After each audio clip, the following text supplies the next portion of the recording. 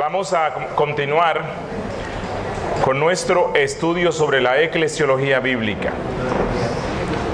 Vamos a entrar en otro aspecto de la eclesiología relacionado con las marcas fundamentales que la Iglesia tiene, tal como fue concebida en los credos de los padres, en los cuales se insistía que la Iglesia de Cristo se caracteriza porque ella es apostólica. La Iglesia de Cristo necesariamente es apostólica. Toda iglesia hoy día, para que sea una iglesia verdadera o iglesia bíblica, debe ser apostólica. ¿Pero qué significa esto? Bueno, para algunos apostólico, como para el catolicismo romano, significa tener sucesores de los apóstoles. Para algunos grupos neocarismáticos de hoy día, ser apostólicos significa tener un pastor que otra persona lo ordenó o lo ungió o lo declaró apóstol.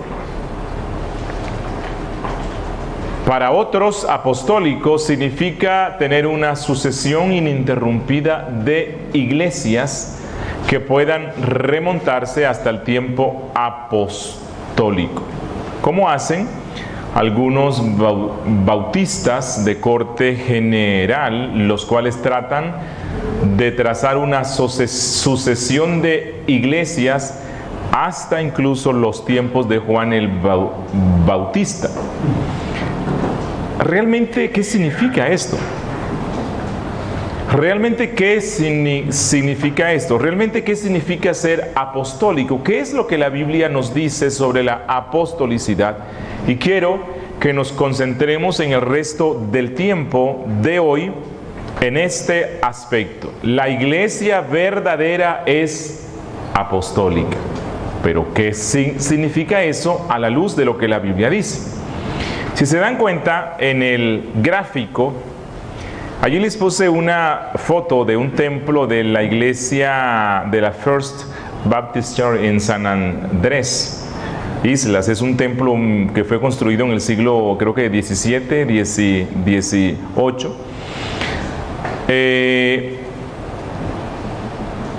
Si se dan cuenta, la iglesia o la construcción está sobre una base. Lo que les quiero mostrar es que en la Biblia la iglesia es comparada en muchas oportunidades con un edificio. En la Biblia se usa la analogía del edificio para interpretar lo que es la iglesia. Un texto clave es Mateo 16. Mateo 16, 18. Revisemos este texto.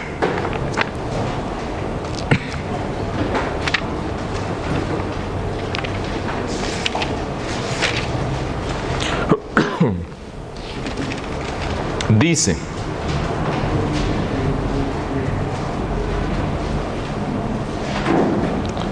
desde el verso 13, se los leo. Viniendo Jesús a la región de Cesarea de Filipo, preguntó a sus discípulos diciendo: ¿quién dicen los hombres que es el Hijo del Hombre? Ellos dijeron: unos Juan el Bautista, otros Elías y otros Jeremías o alguno de los profetas. Él les dijo: ¿y vosotros quién decís que soy yo? Respondiendo Simón Pedro dijo: tú eres el Cristo, el Hijo del Dios viviente. Entonces respondió Jesús: bienaventurado eres, Simón, hijo de Jonás, porque no te lo reveló carne ni sangre, sino mi Padre que está en los cielos. Y yo también te digo que tú eres Pedro, y sobre esta roca edificaré mi iglesia, y las puertas del Hades no prevalecerán contra ella. Pero este texto también es un texto que ha sido muy controvertido en la historia de la iglesia. ¿Qué es lo que nosotros encontramos aquí? Cristo quiere conocer ¿qué es lo que la gente cree sobre él? Y los discípulos dicen, bueno, unos dicen que tú eres Juan, otros que tú eres esto y que eres eso. Bueno, y Cristo dice, bueno, eso es lo que el mundo dice que soy yo, pero yo quiero conocer qué es lo que ustedes como iglesia creen sobre mí.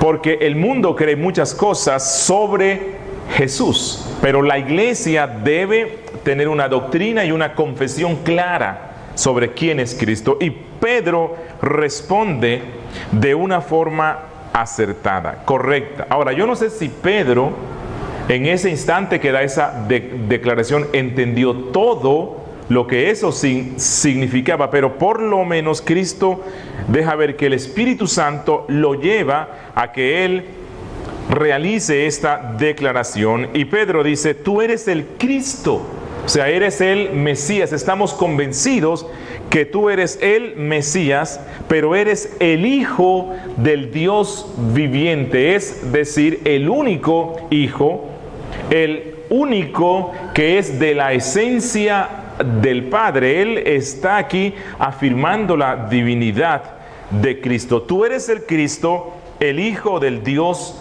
viviente. Y Cristo dice, Pedro, buena respuesta.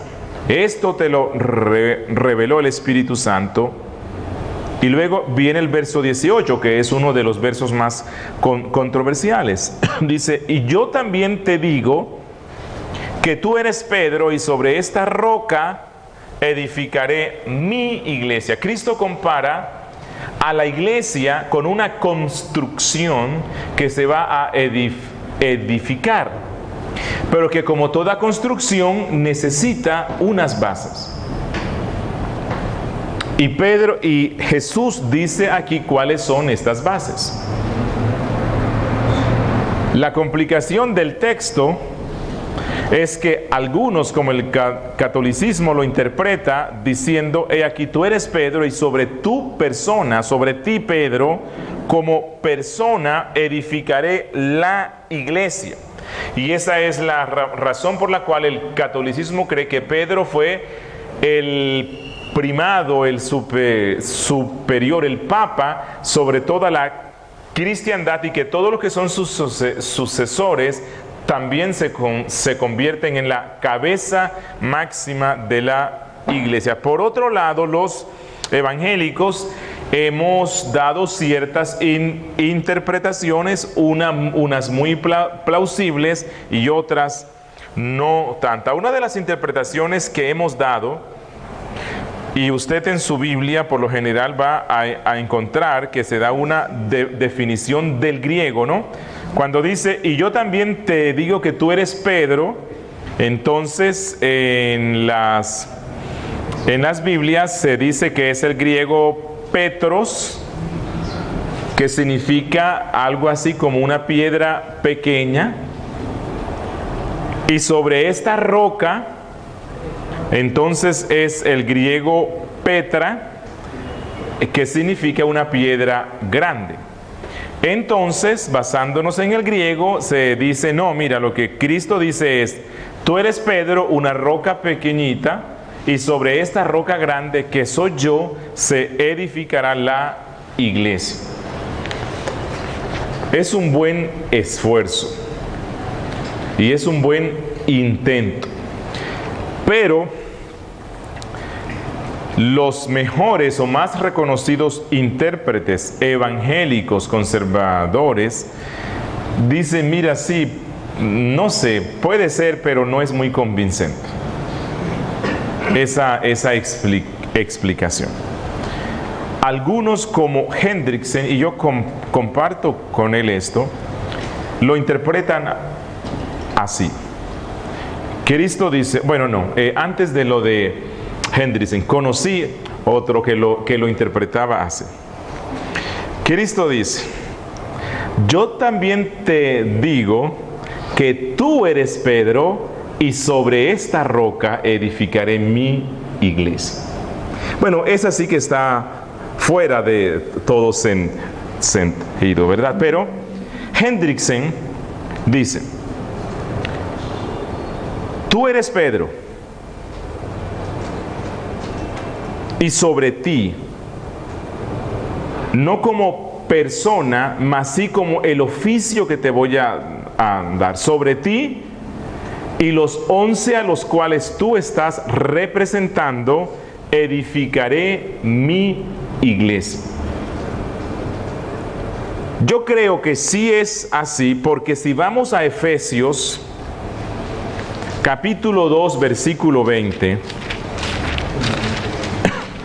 miren lo que dice Efesios 2, capítulo 20.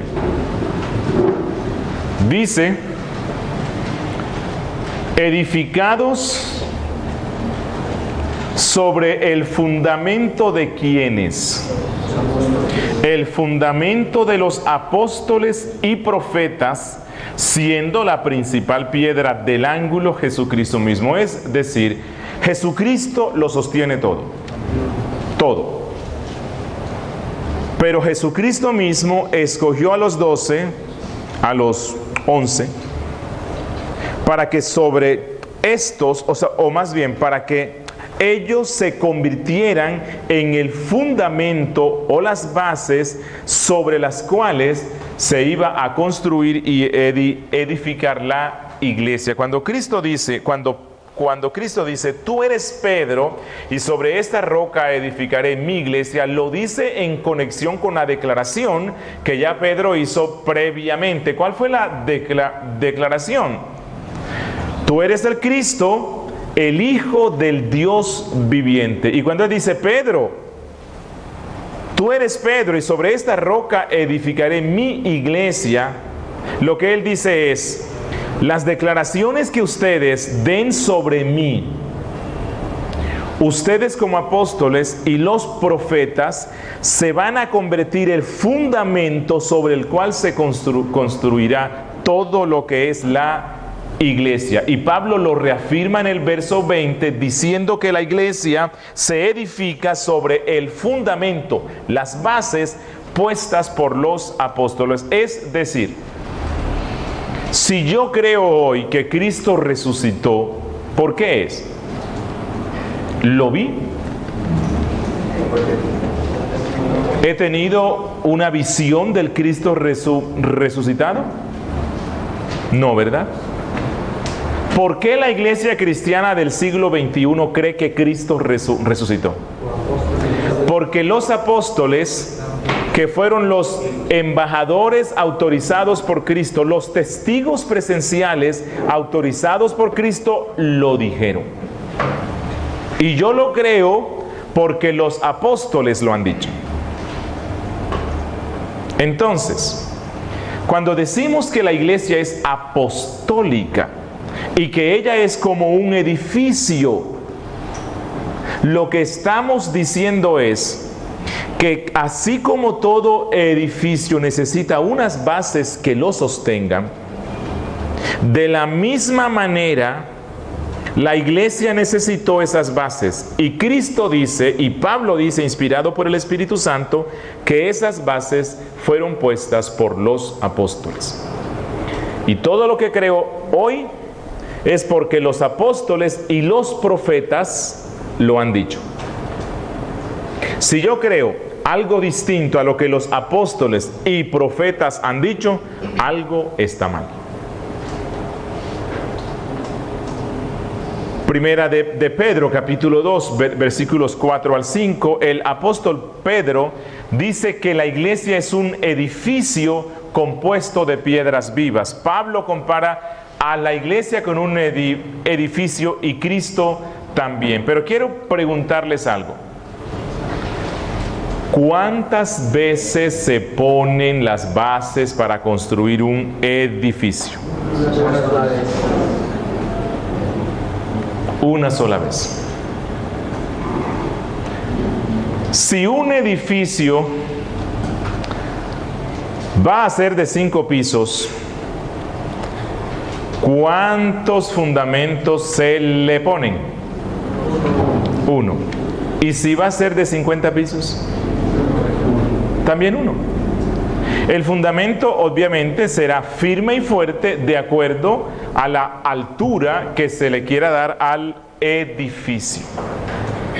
A lo que quiero llevarles es, Si Cristo y Pablo dicen que los apóstoles, sus declaraciones, son el fundamento de la iglesia, y el fundamento se pone una sola vez y para siempre, no importa si el edificio durará 100 años o 1000 años o 5000 años, solamente se le ponen bases una sola vez. Pregunto entonces, ¿se necesitan apóstoles hoy? ¿Por qué no? ¿Cuál fue la función de los apóstoles? Poner el fundamento. Entonces, si hoy día o en el transcurso de la historia de la iglesia surgen nuevos apóstoles, y siendo que la función de los apóstoles es poner las bases, entonces, ¿qué significaría si hay nuevos apóstoles hoy? Que van a empezar a construir otro edificio. Pero Cristo dijo en Mateo 16, edificaré mi iglesia.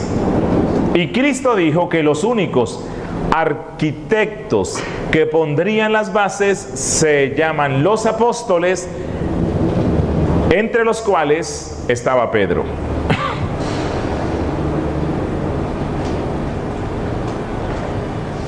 Ser apostólicos o ser una iglesia apostólica significa que así pasen 1000 años, continuamos construyendo sobre las mismas bases, las bases que fueron puestas por los 12. Y le quiero mostrar unos textos bíblicos que nos muestran cómo es que la iglesia edifica sobre el fundamento puesto por los apóstoles. Allí pueden ver Hechos 1:1. Hechos 1:1 dice, hablando de Cristo, hasta el día en que fue recibido arriba, después de haber dado mandamientos por el Espíritu Santo a los apóstoles que había escogido. Lo que nosotros encontramos en las cartas de Pablo, de Pedro, de Santiago y en el resto, cuando ellos dan mandatos a la iglesia que Cristo, o que no encontramos que Cristo los dio en los evangelios, no es porque Cristo no los haya dado, sino que eso forma parte del conjunto de doctrinas que Cristo mismo le dio a los apóstoles, los cuales fueron escogidos por Él. En la Biblia se les llama apóstoles del Cordero. Y a estos apóstoles, Cristo les dio mandatos para que ellos se lo dieran a la iglesia. Y cuando los apóstoles están mandándole algo a la iglesia, es Cristo quien lo manda. Y ser apostólicos es atender y obedecer los mandatos que los apóstoles nos dan. ¿Cuáles? Los únicos, a los que Cristo mismo llamó para que pusieran las bases. Hechos 2:42. Hablando de la vida de la iglesia primitiva, dice: y perseveraban en la doctrina de los apóstoles, en la comunión unos con otros, en el partimiento del pan y en las oraciones. Esto es ser apostólico. Una iglesia hoy día es apostólica no porque tenga nuevos apóstoles, no porque tenga un papa, no porque crea en una sucesión, sino porque esta iglesia se alimenta de una sola fuente doctrinal, que es lo que los apóstoles y profetas dijeron.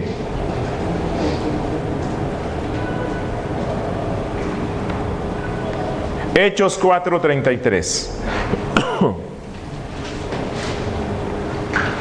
Y con gran poder los apóstoles daban testimonio de la resurrección del Señor Jesús, y abundante gracia era sobre ellos. El testimonio que los apóstoles dieron de Cristo es el testimonio fiable, confiable, en el cual la iglesia cree. No nos importa lo que Josefo dijo, no nos importa lo que otros autores del siglo I o del siglo II han dicho. Para nosotros, las únicas declaraciones autoritativas respecto a Cristo es lo que los apóstoles nos dicen sobre Cristo. Es más, no conoceríamos nada sobre Cristo si los apóstoles y profetas no lo hubiesen escrito. Recuerden que Cristo no escribió ningún libro. Todo fue escrito por los apóstoles y profetas autorizados por él. Todo lo que la iglesia profesa sobre Cristo es lo que ellos han dicho. Y si uno se sale del tenor de lo que ellos dijeron, no estamos siendo apostólicos. Primera a Corintios capítulo 12 versículo 28 dice Pablo: y aún nos puso Dios en la iglesia primeramente apóstoles. ¿Por qué primeramente apóstoles y luego profetas? ¿Por qué San Pablo pone ese orden? Porque los apóstoles y los profetas son los que ponen el fundamento. ¿El fundamento de qué? El fundamento doctrinal sobre el cual la iglesia se levanta. Y este fundamento, vuelvo a insistir, Pablo dice que fue puesto una vez por los apóstoles y por los profetas. Razones por las cuales llegamos a la conclusión que el ministerio apostólico y el oficio de profeta no se necesitaron más después que las bases fueron puestas. Después que la Biblia fue escrita, las bases sobre las cuales la iglesia se levantaría habían sido puestas y por lo tanto Dios el Espíritu Santo, Cristo Jesús, no daría más dones hombres de profetas y apóstoles. Primero apóstoles, porque ellos pusieron las bases. Efesios 3:5. Hablando del misterio de Cristo, que es la iglesia, él dice: misterio que en otras generaciones no se dio a conocer a los hijos de los hombres, como ahora es revelado a sus santos apóstoles y profetas por el Espíritu. Esa fue la función de los apóstoles y profetas: recibir la revelación del Espíritu Santo sobre Cristo, sobre la iglesia, sobre el Evangelio, ponerlo por escrito y que esto se convirtiera en la base de la iglesia. Ellos recibieron una revelación especial, incluyendo al apóstol Pablo. Segunda carta de Pedro 3:2. Para que tengáis memoria de las palabras que antes han sido dichas por los santos profetas y del mandamiento del Señor y Salvador dado por vuestros apóstoles. Ser apostólicos es que nosotros creemos todo lo que Cristo dijo por medio de los apóstoles y los profetas. Si alguien hoy día, como la Iglesia Católica, dice ser apostólico, pero están diciendo cosas contrarias a lo que los apóstoles de Cristo dijeron, eso es una evidencia de que los apóstoles que ellos tienen son falsos. Y lo mismo pasa con todo movimiento que reclame hoy día tener apóstoles o profetas. Judas 17.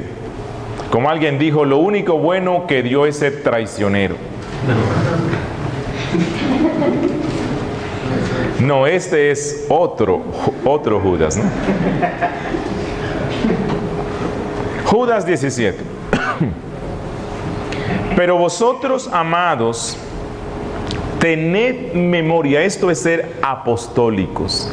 Tened memoria de las palabras que antes fueron dichas por los apóstoles de nuestro Señor Jesucristo. Los apóstoles que Él escogió. Judas dice, ser apostólicos es recordar constantemente lo que los apóstoles y profetas dijeron. Segunda Tesalonicenses 2:15. Así que, hermanos, estad firmes.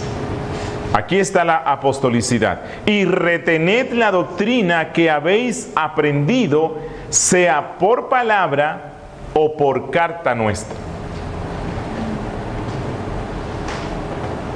Sea por palabra o por carta nuestra. Y lo que él dice es, mantengan, preservan. Lo más importante, lo que les hace Iglesia de Cristo, es que ustedes retengan lo que nosotros hemos dicho. ¿Por qué? Porque ellos recibieron una capacidad especial del Espíritu Santo para ser infalibles en lo que ellos escribían. Infalibilidad que era inherente únicamente a la función apostólica y profética relacionado con la confección de la Biblia, habilidad que nunca nadie más tuvo. Primera Timoteo 1:3, Pablo dice, ¿cómo te rogué que te quedases en Éfeso cuando fui a Macedonia, para que mandases a algunos que no enseñen diferente doctrina? ¿Diferente doctrina de qué, de cuál o de quién? Diferente doctrina de la doctrina apostólica. Eso es ser apostólicos, que no me atrevo a enseñar nada que sea distinto a lo que la Biblia dice. Mire un ejemplo de cómo los profetas actuales no son profetas, porque ni siquiera están en armonía con lo que los profetas bíblicos dijeron. Jesucristo cuenta una historia, una parábola, no se sabe qué es, del rico y Lázaro. Listo. Por ninguna parte dice que es una parábola. Simplemente Cristo cuenta, ¿verdad? Y él dice que hubo un hombre rico que hacía fiestas espléndidas y que bueno esto. Y había un hombre que era muy pobre y temeroso de Dios. Dice que estos dos mueren, el rico va a un sitio de tormento y Lázaro va a la presencia de Dios, no por ser pobre. El ser pobre no nos hace merecedores, ¿no?, del cielo. Y dice Cristo que el rico, estando en tormentos, vio a Lázaro que estaba disfrutando de la presencia y el gozo de los santos. Y el rico le dice, Padre Abraham,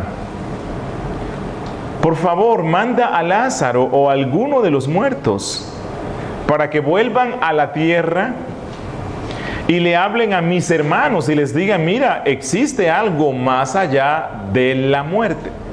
¿Cuál es la respuesta que Abraham le da? Uy, buena idea, qué hombre tan inteligente. Claro, yo no había pensado en eso. Si un muerto resucita y va y les cuenta lo que pasa acá, ¿eso se convertirán todos? ¿Qué dijo él? No. Allá tienen a Moisés y a los profetas, es decir, allá tienen a la Biblia, la cual les anuncia el cielo y el infierno. Que le crean. Si alguno de los muertos fuera, tampoco le van a creer.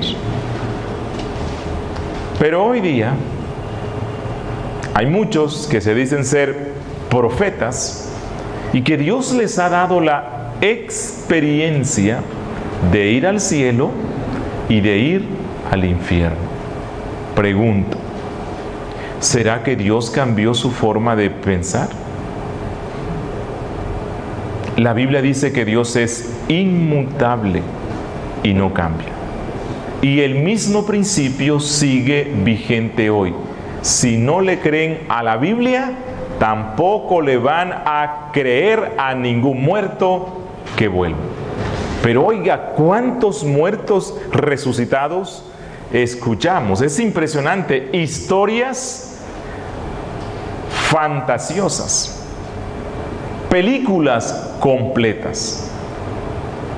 Alguien escribió un libro hace años donde describe al infierno como un cuerpo y minuciosamente describe la parte de la cabeza que vio y encontró a algunas esposas de pastores conocidos. Y bueno, hace 20 años aún el tema del maquillaje y de esas cosas era muy complejo. Entonces la señora que escribió eso dice que en el infierno vio a las esposas de unos pastores que estaban en el infierno porque se pintaban los labios. Si leen ese libro, léanlo como literatura fantasiosa, ¿no? O sea, no como algo que les vaya... Si leen ese libro, sí, que vio en el infierno algunas hermanas porque usaban pantalones.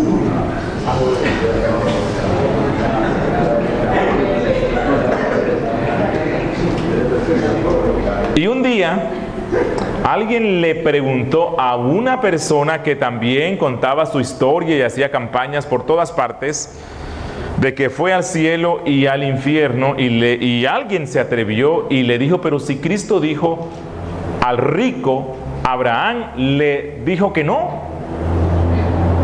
Es más, que había una cima que impedía eso, y lo que esta mujer dijo fue, lo que pasa es que Dios cambió de su forma de pensar.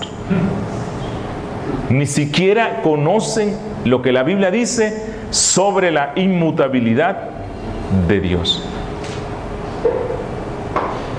Apostólicos es que no aceptamos ninguna otra doctrina aparte de la que fueron dadas por los apóstoles y los profetas, es decir, por todo lo que está en este libro.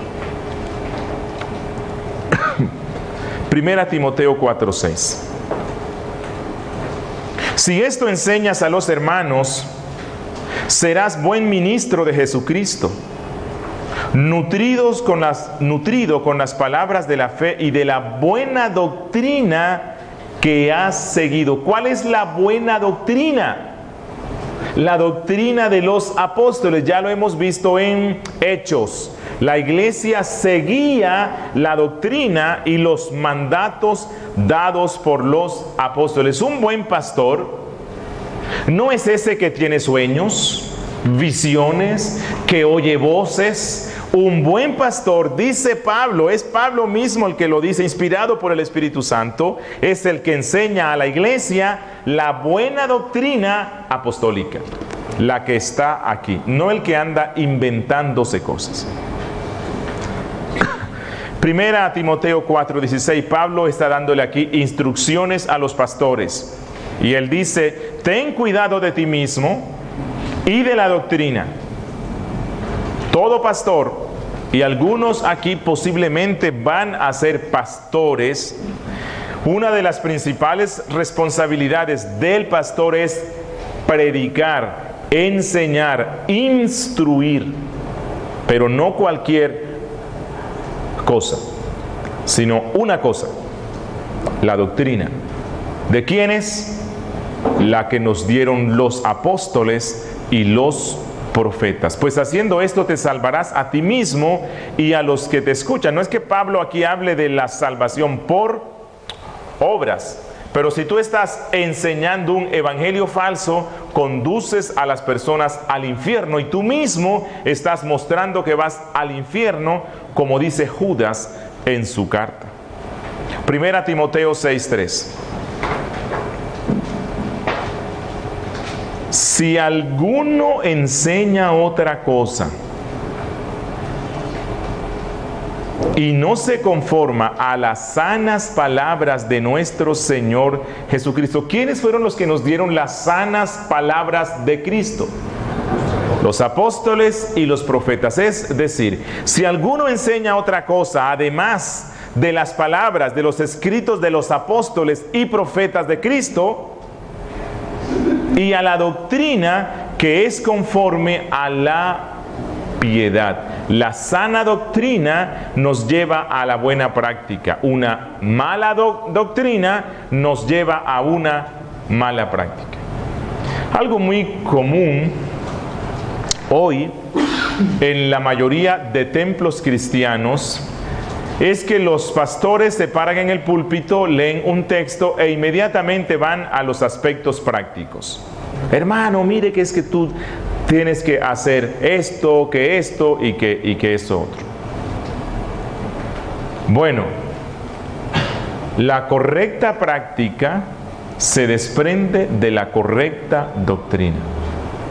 Y lo primero que un pastor debe hacer cuando predica no es irse a los aspectos prácticos, sino interpretar la doctrina que está aquí para que todos la entiendan, y esta doctrina nos conducirá a los aspectos prácticos. La ortodoxia nos conduce a la ortopraxis.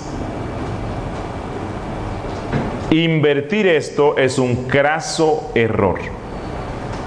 Siempre la ortopraxis, o sea, la práctica correcta, se desprenderá de la ortodoxia, es decir, la doctrina o enseñanza correcta.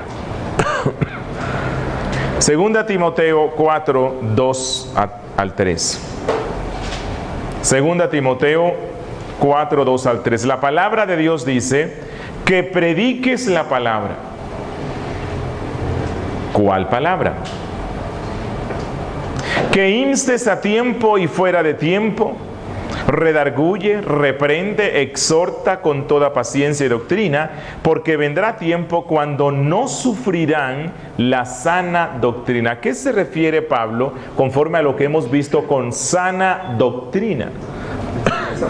Las enseñanzas de los apóstoles y profetas, sino que teniendo comezón de oír, se amontonarán maestros conforme a sus propias concupiscencias. Es lo que estamos viendo hoy. Usted invita a las personas para que vengan a un curso de eclesiología. ¿Y qué es eso? Vamos a ver todo lo que la Biblia enseña sobre la iglesia y, bueno, déjame ver si yo puedo ir. Pero si le decimos, oiga, te vamos a invitar para darte los 10 pasos para ser rico, los 5 pasos para que estés saludable, los 2 pasos para hablar en lenguas, miles vienen. ¿Por qué razón?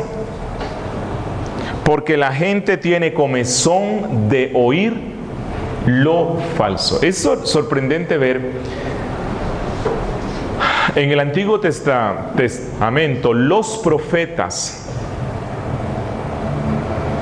denuncian al pueblo de Dios y le dicen: ¿cómo es posible que ustedes sean tan tontos? Bueno, aquí estoy parafraseando, ¿no?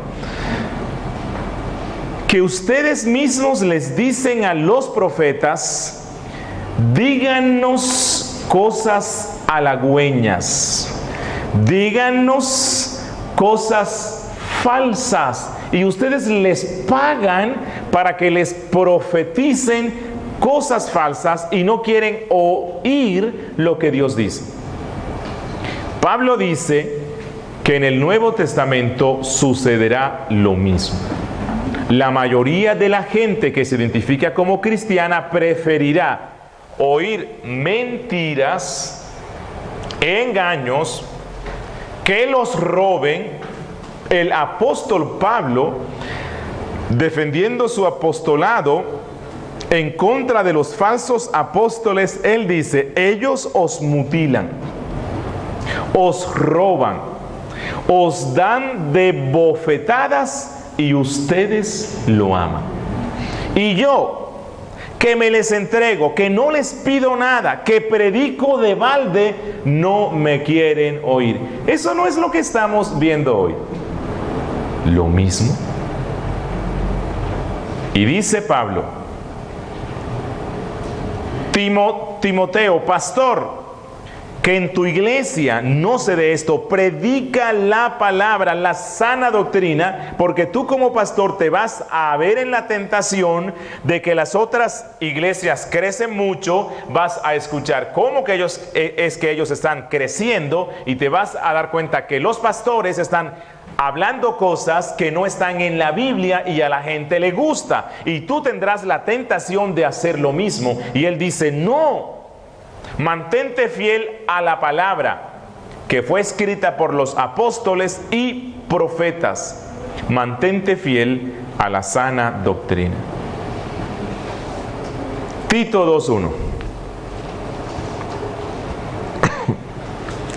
Pero tú, aquí Pablo está dando nuevamente instrucciones a un pastor. Pero tú habla solamente lo que esté de acuerdo con la sana doctrina. No te atrevas a decir nada que no haya sido dicho antes por los apóstoles y profetas autorizados por Cristo. Segunda de Juan 9 al 10. Cualquiera que se extravía y no persevera en la doctrina de Cristo, no tiene a Dios. Duro, ¿no? En cambio, hoy me dice uno: yo creo que el canal enlaza a los que lo ven y se ofenden. Ah, pastor, es que usted está falto de amor. Cuando uno dice: yo creo que el neocarismatismo, con su énfasis en la teología de la prosperidad, es un evangelio falso, y la gente nos tilda de faltos de amor. Pero es que miren lo que dice Juan: cualquiera que no persevera en la doctrina de Cristo, el movimiento de la teología de la prosperidad se ha alejado totalmente de la doctrina de Cristo. Están anunciando su propia doctrina, y Juan dice: no tiene a Dios. El que persevera en la doctrina de Cristo, ese sí tiene al Padre y al Hijo.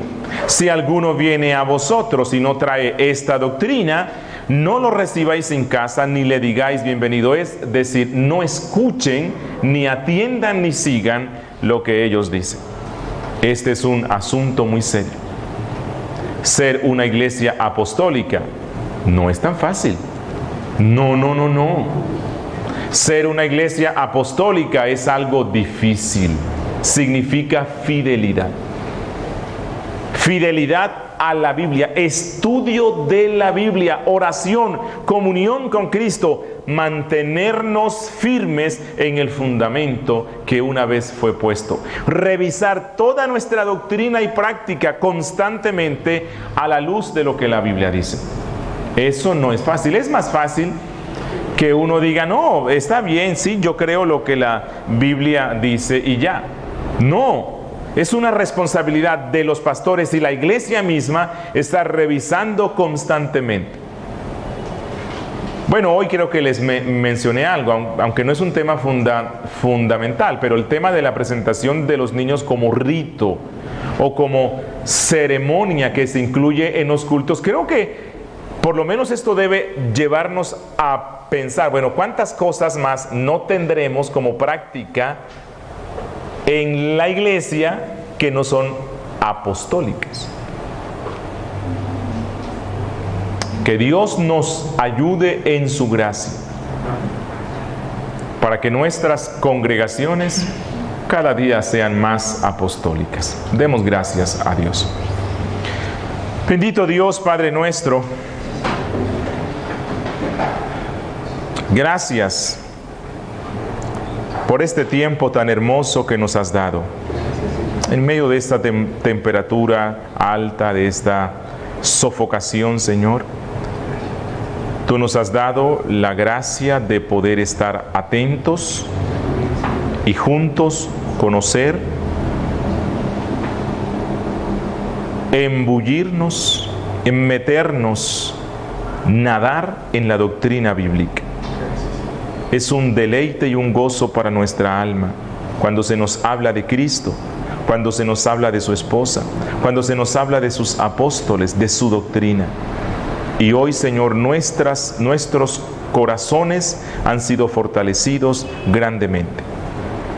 Permite, Señor, que en nuestros corazones cada día se despierte un amor creciente, un amor fogoso, fervoroso, inextinguible, para contigo, oh Jesús, que diste tu vida, y para con tu iglesia, que es tu esposa, de la cual nosotros somos miembros. Señor, hoy hemos mencionado algunas de las perversiones que están entrando a la iglesia que se llama cristiana. Yo te ruego, Señor, que guardes a los tuyos, que guardes a tu pueblo, que guardes a nuestras congregaciones locales de caer presa de este comezón de oír fábulas y cosas que no sirven. Guarda a tu verdadero pueblo de esos lobos rapaces. Guárdanos, Dios, y permite que la verdad del Evangelio apostólico brille y que muchos puedan conocerte. En el nombre de Jesús. Amén.